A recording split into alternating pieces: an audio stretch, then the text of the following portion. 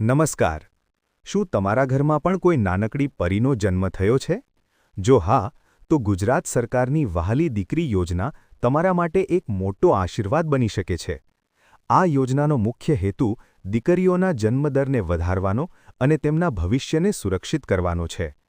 આ યોજના અંતર્ગત પરિવારની પ્રથમ 2 દીકરીઓને કુલ ₹1,10,000ની આર્થિક સહાય મળે છે. જી હા, પૂરા ₹1,10,000. ચાલો જાણીએ આ રકમ કેવી રીતે મળે છે. સૌથી પહેલાં, જ્યારે તમારી દીકરી ધોરણ 1માં પ્રવેશ મેળવે છે, ત્યારે તેને ₹4,000ની સહાય મળે છે.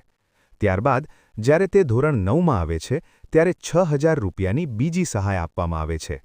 અને જ્યારે દીકરી 18 વર્ષની ઉંમર પૂરી કરે છે, ત્યારે તેના ઉચ્ચ શિક્ષણ કે લગ્ન માટે સીધા ₹1,00,000ની મોટી રકમની સહાય આપવામાં આવે છે. આ યોજનાનો લાભ કોને મળી શકે?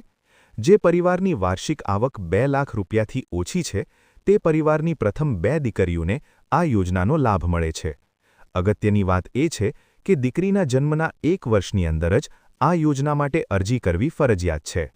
અરજી માટે તમારે તમારા નજીકના આંગણવાડી કેન્દ્ર, ગ્રામ પંચાયત અથવા મહિલા અને બાળ વિકાસ અધિકારીની કચેરીનો સંપર્ક કરવાનો રહેશે.